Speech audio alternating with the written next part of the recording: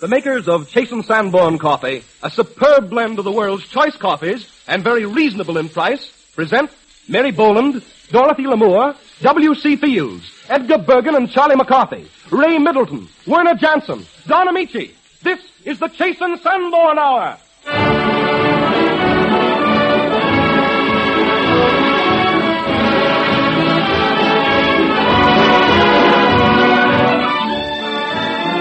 This is the Chase and Sanborn Hour, and this is Don Amici greeting you on behalf of one of America's leading comedians, Miss Mary Boland, our own turtle dove, W.C. Fields, Edgar Bergen and his little pal, Charlie McCarthy, versatile and lovely Dorothy Lamour, Ray Middleton, dramatic young baritone just signed for pictures, and Werner Jansen, America's foremost conductor. Werner Jansen plays Easy on the Eyes.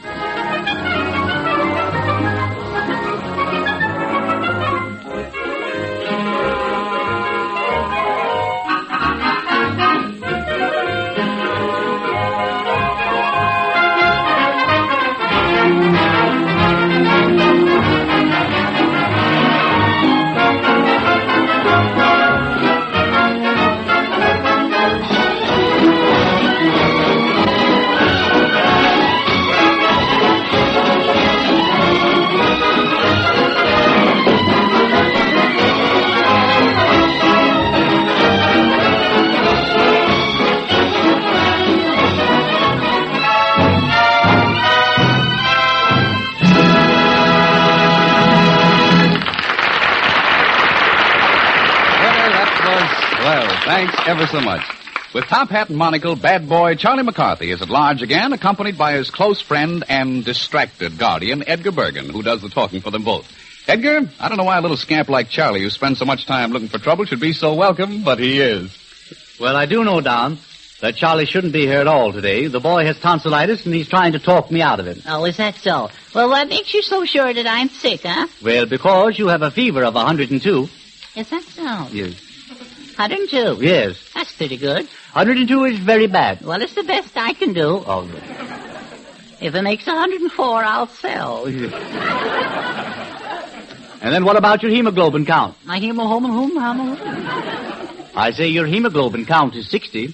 Is that so? Yes. That's pretty good, huh? No. Oh? No. Is that bad, too? That's bad, too. Boy, I'm a wreck. You should have from 90 to 100. I wouldn't know where to keep them. No. Keep what? Those homely goblins. No. Hemoglobin. Globulin. Yes. I don't know what it is, no. Well, you're a sick boy. Yes. Yes. And I've already called for a nurse. A nurse? Yes. Oh, ho, ho, ho. I'm going to have a nurse? Yes. Oh, ho, ho. Maybe I'm sicker than I think I am. Is she, or isn't she? Is she pretty? Oh, yes, she's very pretty. Yeah? Yes, she's very pretty. In fact, now, don't you lie to me. No. I'm too weak to be disappointed. Well, what do you think is wrong with me, Doctor? Well, I really don't know. You don't know? No. That's a fine start you're making. You studied medicine, haven't you? Or is it just a whim of yours? Oh, no. I've studied medicine for 8 years. 8 years? Yes. 8 years. Yes. Didn't help, huh? Oh, yes. But I will admit, in spite of my years of study, yeah, there are times when I feel as if I don't know a thing about it. Yeah, well, that's the way you impressed me. Now, young man, I'm going to sound your chest and I'm going to examine your throat. Yes. Check my oil, too. Yes, I'll do it. Will the examination take long? The examination won't take long. It won't take long? No. Well, I'll wait then. All right. You know, I have suffered, Doctor. I believe so. Oh, how I've suffered. Suffered. Oh, how I suffered. No one will ever know what I've gone through. No. I won't tell them. I know. I even suffer when I think of how I suffer. Is that so? Suffer all the time. I've suffered so long I don't think I'd feel good unless I was suffering. Maybe not. I don't mind suffering. It's just a pain I can't stand. Is that? Oh, well, that's the way it goes. Well, Young man? what is that thing, that instrument there? What do you stick those things in your ears for? Oh, this instrument? Uh-huh. We call this a stethoscope. Is that so? Yes. Well, what does it do? Well, with this instrument, I can pick up the sound of your heart beating. Is that so? Yes. I bet you can't get South America on it. Oh, no. Young man, I'm afraid you're in rather bad shape. Is that so? Yes. I may have to do a tonsillectomy. No. You're not going to do no tonsillectomy on me. Well, now, it's not going to hurt you at all because I'm going to give you an anesthetic. What's that? Well, I have chloroform, ether, gas, and a local. Uh-huh. Now, what would you like? A mint julep. No. Pardon me, Dr. Bergen? Yes. You called for me? Yes, nice of you to hurry. You make a lovely-looking nurse, Miss Lamour. Thank you, Doctor. Lovely, simply lovely. All right. I'm the patient, madam. I'm the one you're supposed to fuss around. All right. I may be sick, but I ain't dead. All right. This is our patient, Charlie McCarthy. How do you do? Oh, so. Yes. I think we have a tonsillectomy. Oh, pleased to meet you. No. Do you think you'll have to operate? Well, I'm going to paint his throat with silver nitrate solution and hope for the best. Will you give me the swab and the silver nitrate? Yes, Dr. Bergen. Make it two. Yes, all. Well, what does this stuff taste like? Oh, a little like peppermint candy. You don't have any bubble gum, do you? No. Is it strong? No. I don't need a chaser? No. It's only a 2% solution. Oh, the stuff's cut, isn't it? Now you open your mouth. Uh-huh. Open wide. What's that thing for with the cotton on the end of the stick? Oh, this is a swab. I don't have to swallow the whole thing. Oh, no. Well, you be sure and hang on to your end. Oh, yes. Open wide. Uh-huh. Open wide. Yeah. Well, come on. You want me to jump for it? No. There it goes. Oh, here it comes. That stuff's awful. I think you'll be all right now in a few minutes. I don't think I'll live that long. But I do think I better keep my nurse, doctor, because I might have a relapse, you know. Oh, no. No? No. I shall see that Dorothy gets home safely. Oh, Doctor. Oh, nurse. Oh, nuts.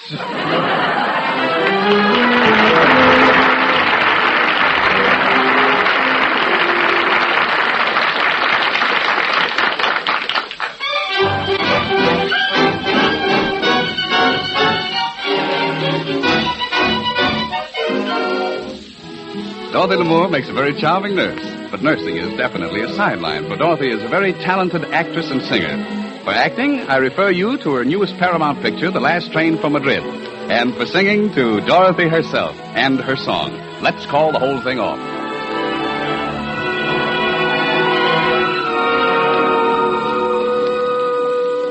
Things have come to a pretty pass. Our romance is growing flat. For you like this and the other, while I go for this and that. Goodness knows what the end will be. Oh, I don't know where I'm at. It looks as if we two will never be one. Something must be done.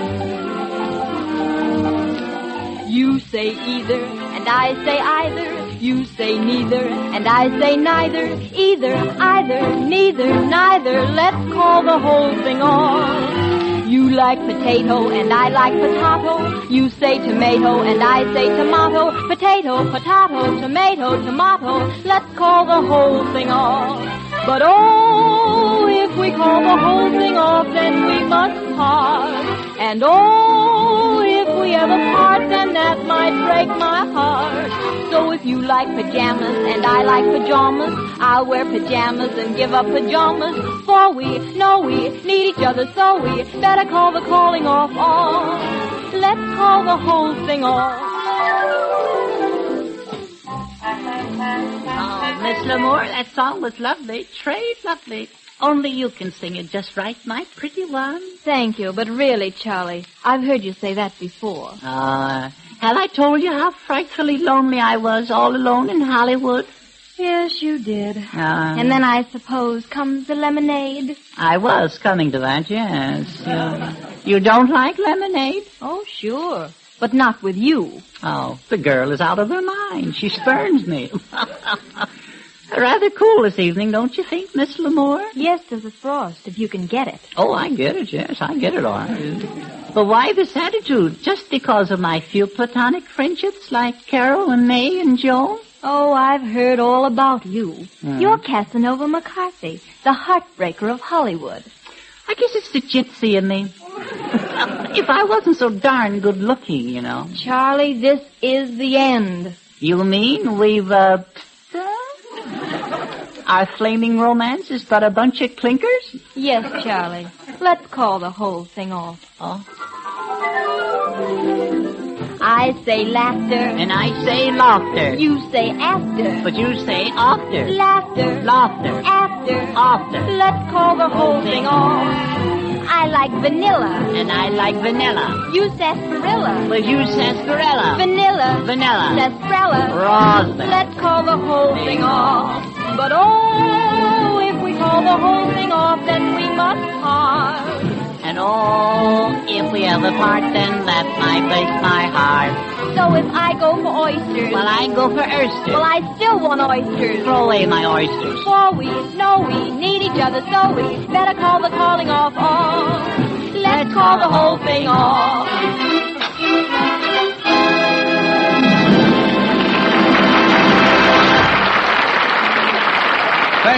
Thank you, Dorothy, and curtsy to you, Charlie. And now Donald Briggs has a word for everyone who likes good things to eat. All right, Donald. Thank you, Don Amici. People who like an unusually fine roast of beef know that they must first pick out the choicest cut and then roast it to a turn to bring out all its delicious goodness. You'll be interested to know that the same steps are followed to give you a really superb blend of coffee. First of all, Chase and Sanborn select and blend the world's choice coffees. Then we roast these finer coffees in a way that brings out all their rich, satisfying flavor. And you get Chase and Sanborn dated coffee at its very best. As soon as it's roasted, it's rushed to your grocer, guaranteed fresh and full-flavored by our dating plan.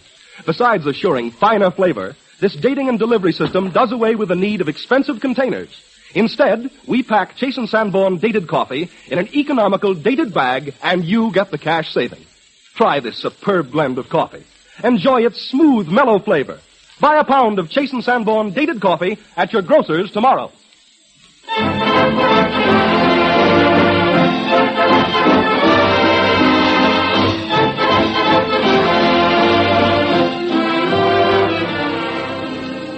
Mary Boland is one of our most famous and popular comedians, on the stage and on the screen. We are happy to present her in one of her most successful roles, that of Susan Martin in Cradle Snatchers, Miss Mary Boland.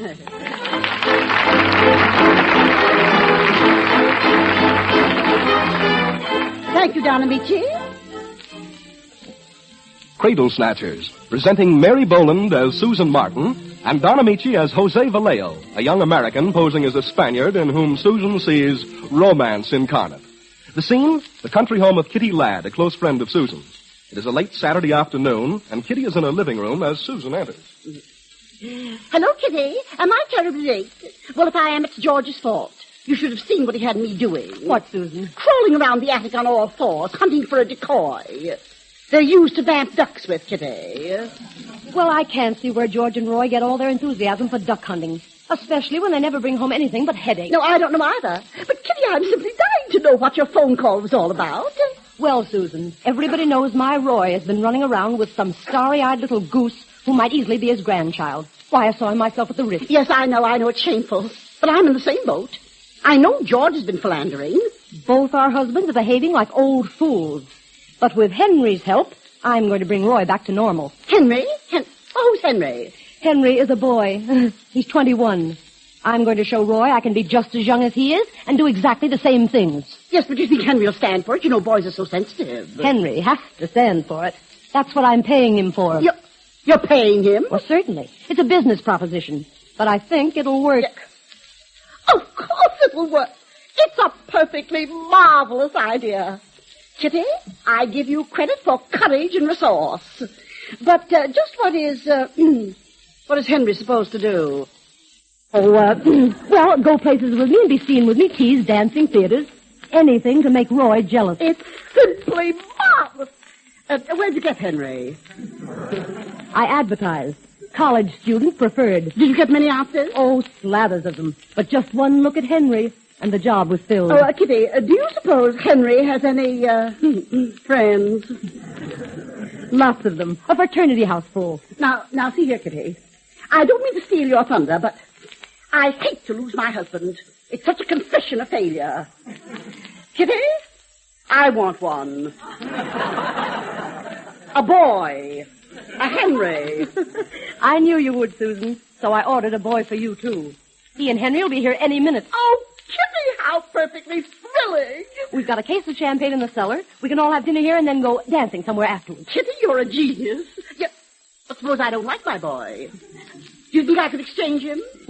I guess so, but I think you'll like him. He's a roommate of Henry's. He sells his blood to a medical college. $25 a quart. Must be good blood. And he's studying to be an osteopath. An osteopath? I adore osteopaths. His name is Vallejo, Jose Vallejo. His father's Spanish. A Spanish osteopath? Oh, how marvelous. I'd better tell you about the rate. Oh, yes, Kitty, yes. What do boys charge? Well, I'm paying Henry $2,000 for 6 months and expenses. But for both of us, don't you think there might be a discount?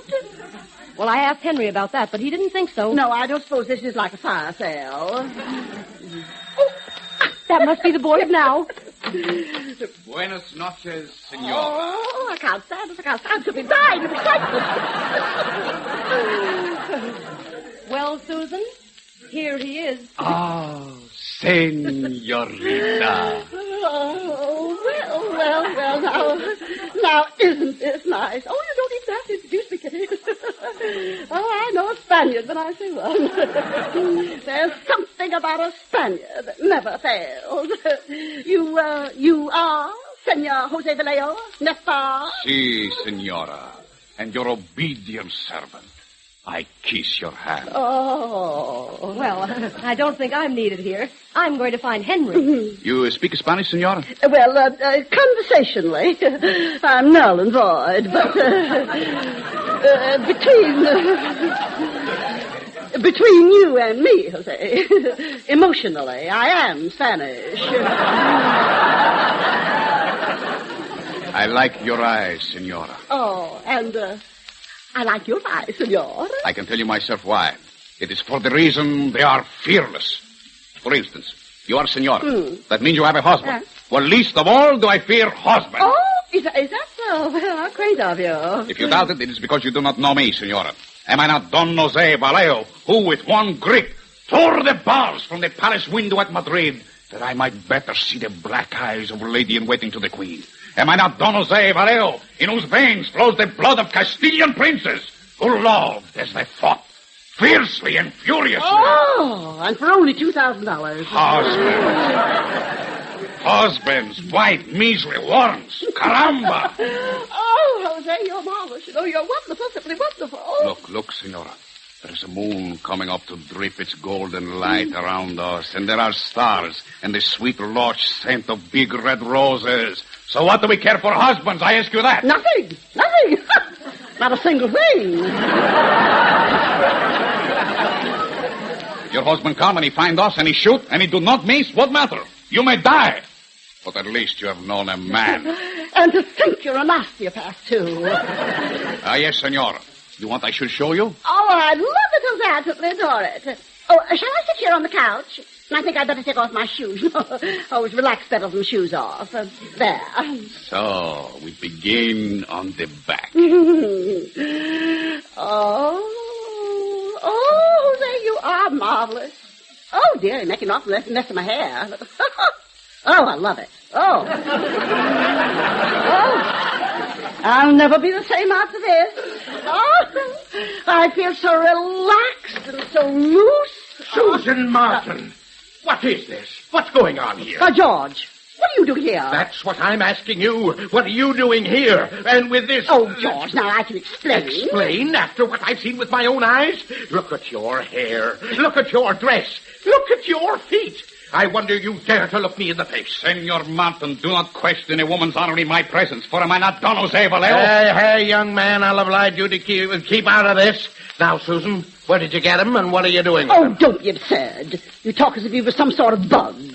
He's just one of the numerous people I've met, while you've been too busy to give me the pleasure of your society. By the way, I thought you'd gone hunting. Just what are you doing here? What I'm doing here is my business. I'm still waiting for your explanation. Well, it's all very simple. The boys came down for dinner, and we're going to Bardi's to dance later. Bardi's? My wife at a place like that? Why not? You've been there. I? Now, Susan... Certainly you have. Oh, don't look so innocent. I know all about your petty philandering. You take me for a fool? Oh, how can you accuse me of such a thing? Because it's true. I suppose Roy's in the garden telling Kitty some cock and bull story about that little blonde of his. Roy and I have been friends for years, and I know he's innocent of any petty philandering, just as I am. I beg your pardon, Mr. Martin. Well, what is it, Paul? The young ladies you sent away in the car, sir, are back again.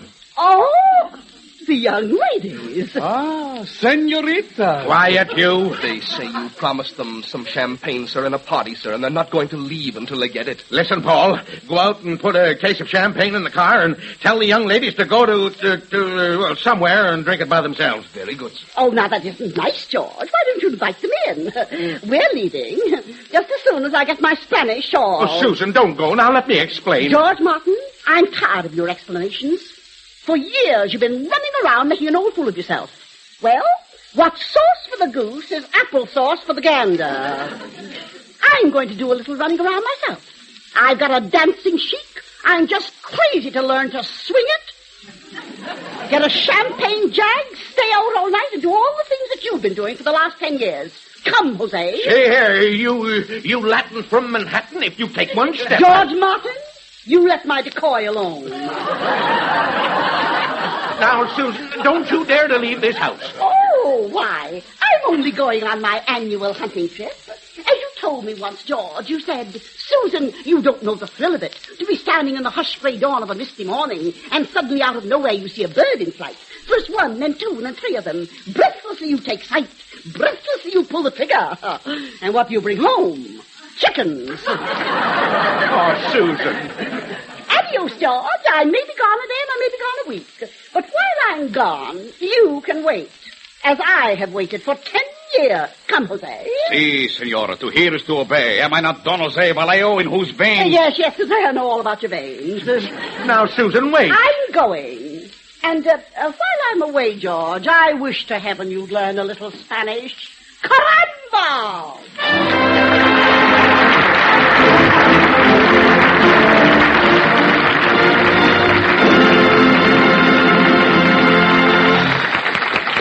So, Miss Boland, the rest of the cast and myself, thank you. The Chase and Sanborn Hour with W.C. Fields, Mary Boland, Edgar Bergen and Charlie McCarthy, Ray Middleton, Dorothy Lamour, and Werner Jansen continues in just a moment.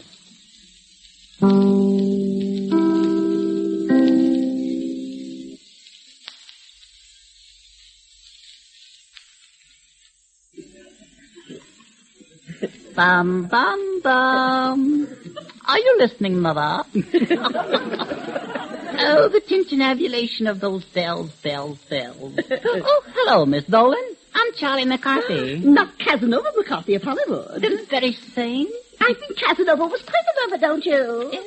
Although he really wasn't as great a musician as Nero, was he? Well, Werner Jansen is quite... Yes, he is. Oh, I love the way he conducts. I just adore it. She absolutely terrifies me. I wonder what would happen if he pointed at the wrong instrument. That'd be most unfortunate. Oh, what were you saying, young man? Oh, well, that was so long ago, Oh, yes. Charlie McCarthy, the Casanova of Hollywood. That's such a cute name. Are you Spanish, not McCarthy? They call me Don Juan McCarthy. Don Juan. That's right. Don Juan, and 3 to go. Oh, they do? How interesting. I can see why they might say that. That look in your eye. Oh, you've noticed it too, huh? Oh, why was I cursed with this fatal charm? Now, your left eye looks the most Spanish. The pupil's darker. Yes, a week ago they were both Spanish. And closed. Are you an osteopath, Master McCarthy? No, those guys rub me the wrong way. I'm not a chiropractor either. Oh, a chiropractor, how nice. You know, I've often wondered what the chiropractor thinks about. What do you think about Master McCarthy? Well, right now I'm beginning to think I like W.C. Fields. Oh, you mean Willie? Uncle Willie? Oh, he's such a charming man, such savoir-faire, such poise, such, what shall I say? Such a nose. Honest, if he painted green stripes on it, it would look like an awning. Yes, now that you bring it up, Uncle Willie has quite a nose, hasn't he? Would you call it Roman or not? I did call it Redwood. That's what got me in trouble. I must introduce you to Willie. You two will get along so well together. I'm not so sure. Oh, not just remember my motto. He who hesitates is lost. Yeah, well, I'm not lost. I'm ruined. Charlie, I'll call you when Mr. Fields wants to see you. You mean I should wait here until Mr. Fields wants to see me? Yes, Charlie, yes. Yeah. Silver threads among the gold.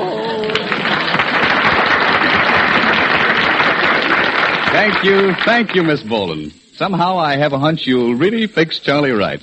Werner Jansen gives his individual interpretation to excerpts from Johann Strauss's Tales from the Vienna Woods.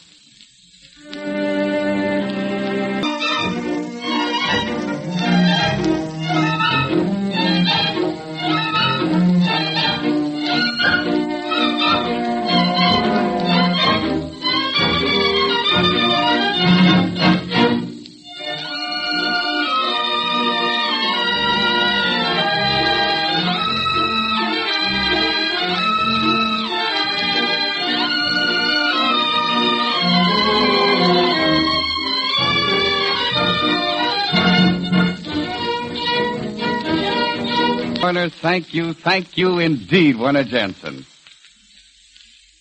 Clang, clang, clang. What is this sound I hear? The Redwood Nose is coming, its headlights drawing near. We love this jolly bumpkin for laughter that he yields. We greet with gladsome welcome our W.C. Fields.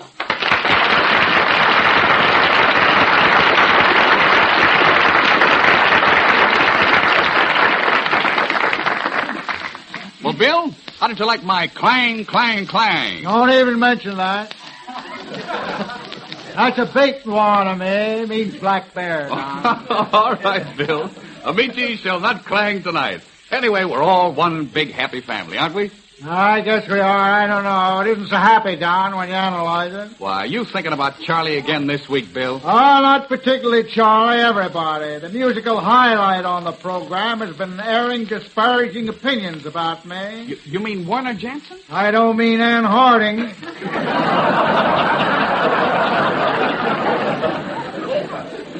I heard Warner telling Mary Bogle the other day, Werner Jansen. It's Werner Jansen and Mary Boland. Okay, everybody knows that. I heard him telling her that he didn't think I had a very pretty voice. And I killed the song last Sunday. Oh, now, Bill, Werner wouldn't say anything like that. Yeah, well, he said I had a voice that sounded as though I was yodeling from the inside of a whiskey barrel out through the bunghole.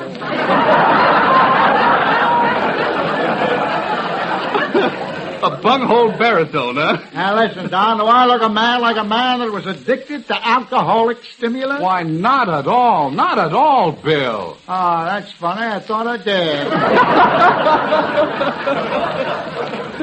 All right, then you do. Don, I was just thinking about the time when I was a young man. Oh, reminiscing, huh? Yeah. Another thief and myself, another little chum and myself.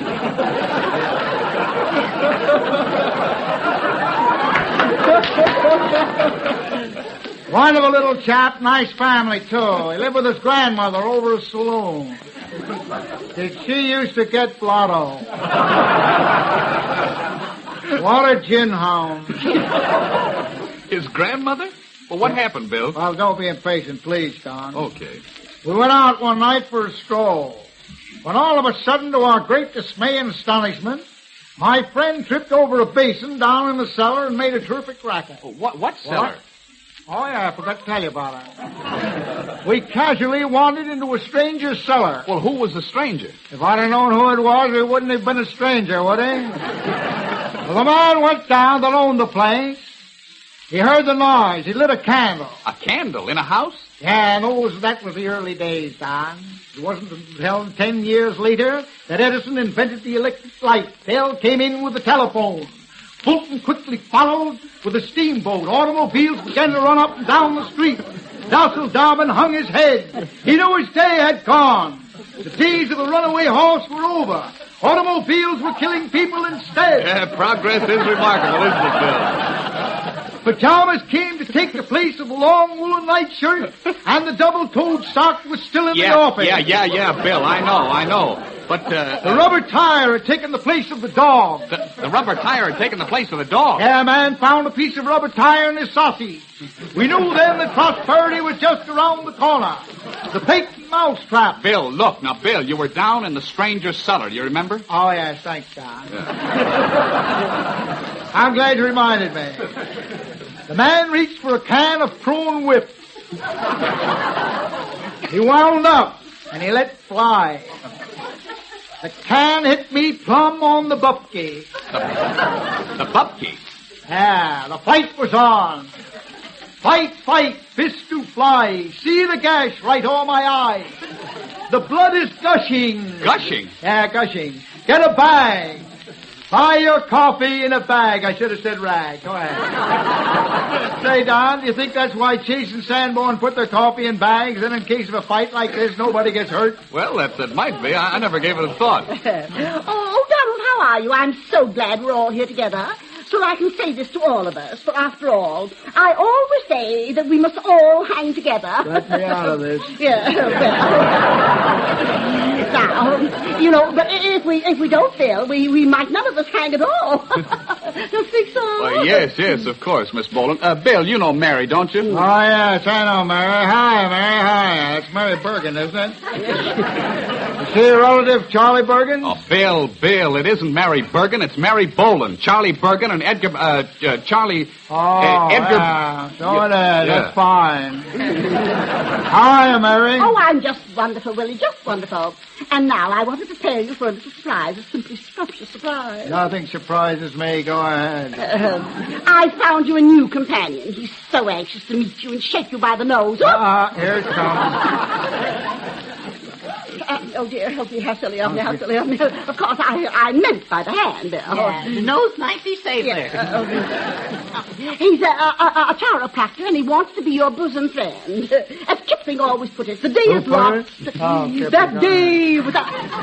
Just a minute, I'm sorry. That day without a newfound friend. A newfound... Say hello to Willie, Charlie. Hello, Mr. Fields.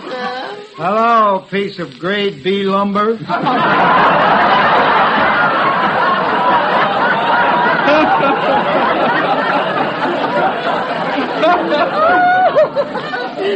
Oh, dear, isn't Uncle Billy cute, Charlie?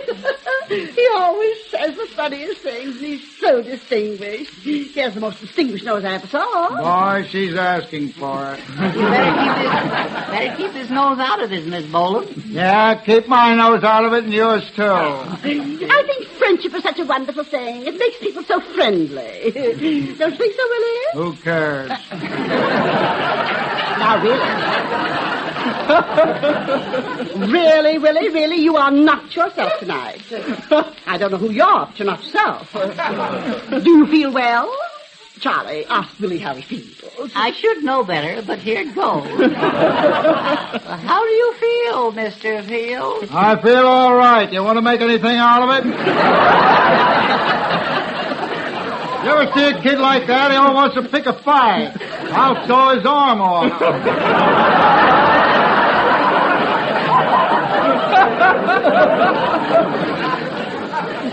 Now, don't you worry, Charlie. I'll straighten this thing out. Personally, I doubt it. Oh, I've seen it happen so many times before. Some of the best friendships start with hatred. Yeah, it got worse. I certainly had a good start. Willie, Now, Willie, I know in my heart of hearts that Charlie really and truly loves you. Now, wait a minute. This has gone far enough. You're not going to start that again. Now, Willie, that's really being very rude. I've tried to be the little spider that weaves the web of friendship, but no matter how nicely you insult people, I don't seem to understand it. No. I'm leaving. Come with me, Charlie. Come. Come. That makes it perfect. I'm glad to get rid of that kettle of fish. Oh, now, look, calm down, Bill. Why don't you just forget all about Charlie? I can't. There's a lot of elephant in me. Oh, Bill. Look, haven't you found that story about an elephant never forgets to be a complete fallacy? 1,001 no's. On the contrary, now down at Paramount. Bill, now I thought we understood each other. You were not to mention anybody's name. Oh, all right, Don. Down where I work, you know what I mean. No sense in mentioning the name. Everybody knows it. Paramount. Please, now, Bill, don't even whisper it. No? No. Well, down there where we're making a picture about 20 years ago. Oh, I didn't know you were in pictures 20 years ago. Oh, yeah. In those days, I was known as Little Baby W.C.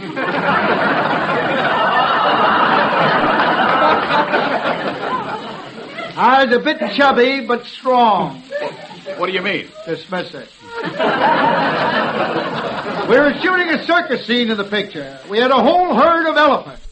I came upon one monstrous beast, breathing in pain and trumpeting. Bill. Was I off key? Yeah, slightly, but go on. I perceived the great mammoth to run a carpet cat into a ponderous paw. You mean foot. I often wondered what they call it. And being an animal lover of animals, I extricated the tack from Mousie's paw. That was her name, Mousie. Oh, well, say, that was kind of you. Yeah, well, 20 years later, we were still making retakes for the same picture.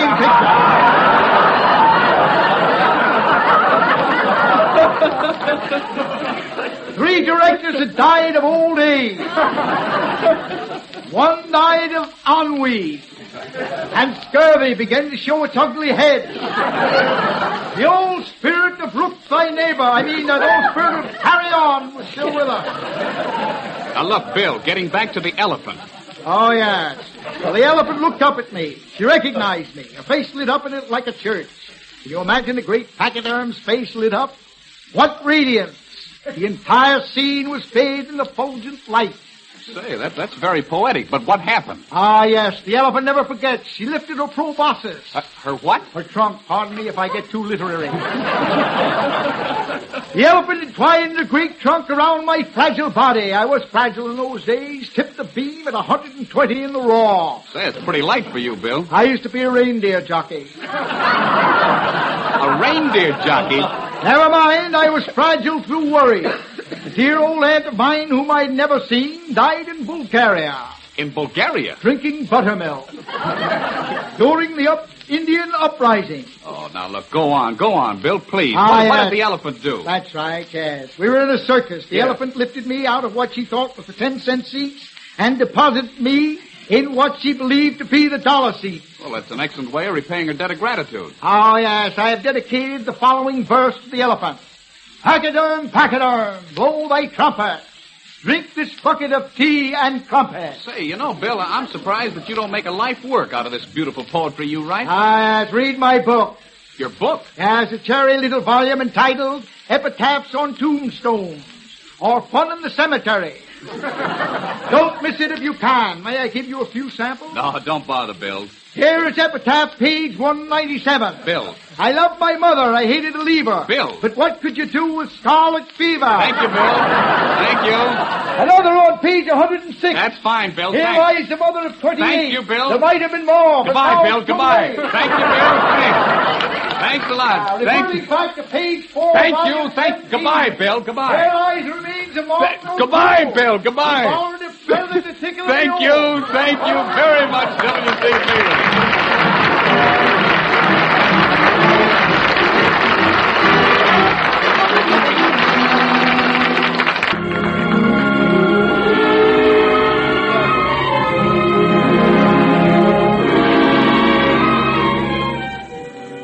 I'll always remember working with lovely Sonja Henie in the 20th Century Fox picture, 1 in a Million. In it, I sang a song to Sonja that I like to recall.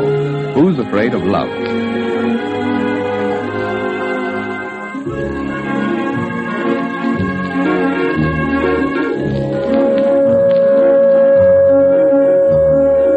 Who's afraid of love?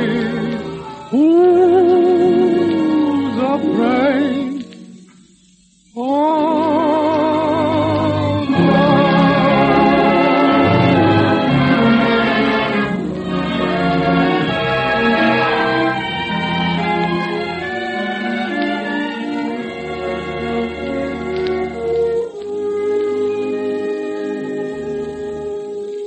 those who found love, all nothing more sweet to hear than the sound of I love you, you love me.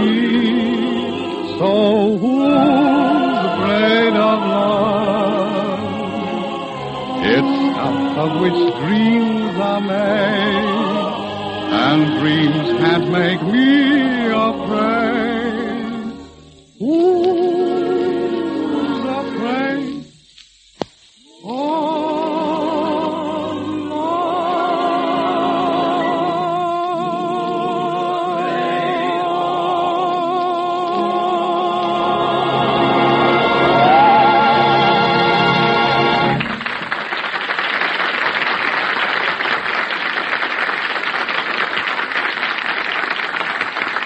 Thank you, and thank you, Werner, for that noble musical support.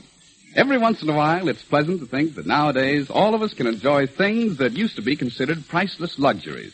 So on that subject, carry on, Donald Briggs. Thank you, Don Amici. Yes, there was once a time when really fine coffee was only for the wealthy. But today, every family can serve at their own table the choice coffees of the world, blended and roasted to perfection. Chase and Sanborn coffee.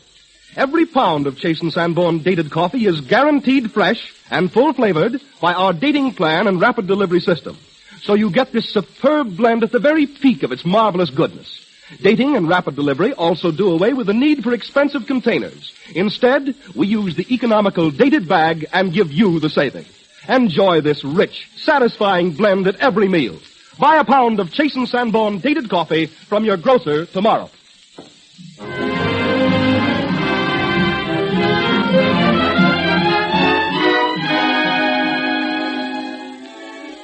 From Eugene O'Neill's great play, Emperor Jones, Louis Grunberg, outstanding modern American composer, has created what is acclaimed the greatest American opera. Ray Middleton, who recently starred in All Points West, sings the role of Pullman Porter Jones, who kills 2 men and escapes to an island in the West Indies where he sets himself up as emperor. His reign of cruelty causes the people to rise against him, and Emperor Jones rushes into the forest toward the sea and safety.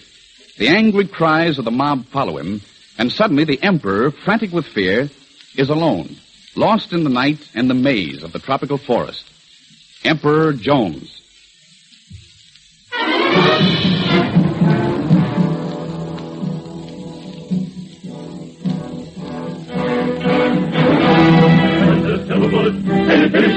He's getting mighty weak. He's falling down in a circle and turning on.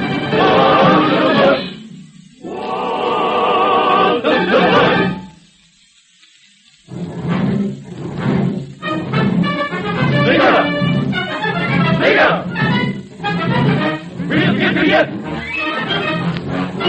We'll get you yet.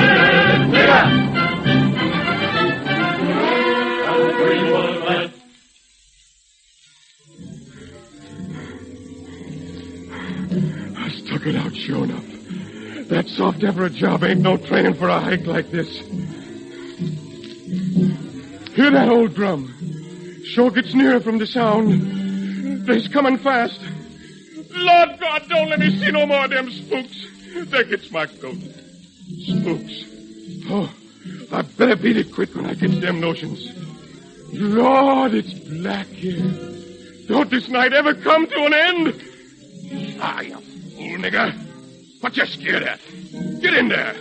Ain't nothing but trees. Get in there. Oh, Gory. I can't tell nothing from these trees.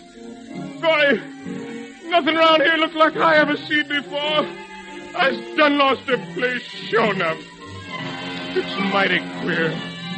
Woods, is you trying to put something over on me? What's that? Who's there? What is you? Get away from me before I shoot you up! Get away! You don't!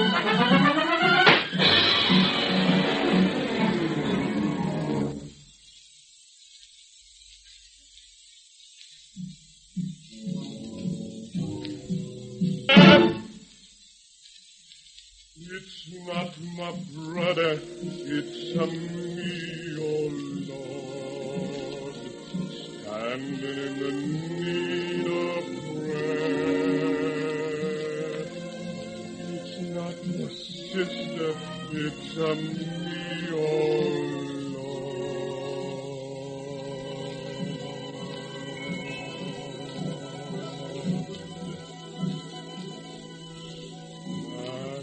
in the need of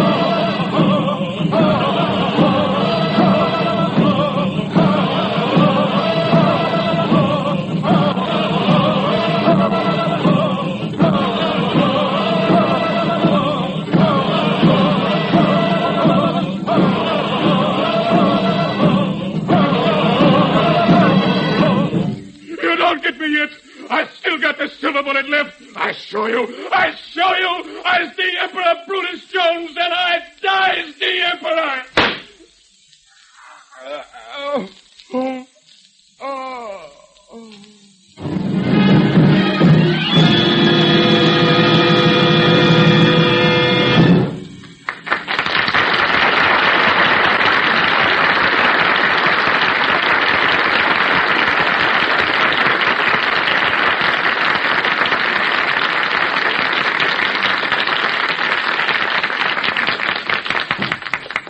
Thank you, Mr. Middleton, and thank you, Winter Jansen. That was really lovely. And now I'm saying au revoir for our guests, Mary Boland and Ray Middleton, and for our regular company, W.C. Fields. Another epitaph, 163. Here lies the body of Emperor Jones. He got into trouble by loading those bones. Galloping dominoes. Thank you, W.C. That was swell. Next Sunday, W.C. Fields, Edgar Bergen and Charlie McCarthy, Dorothy Lamour, Werner Jansen, and as our special guests, Jose Iturbe and Josephine Hutchinson. If she doesn't like lemonade, I give up. We'll all be on hand to welcome you. So until next Sunday at the same time, this is yours sincerely, Don Amici, saying au revoir.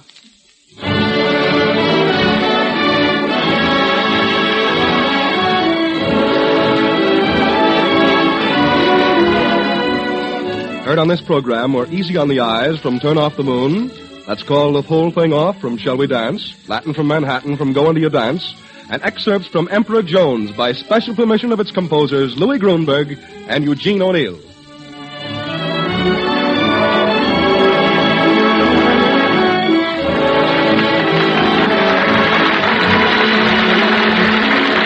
This is the Red Network of the National Broadcasting Company.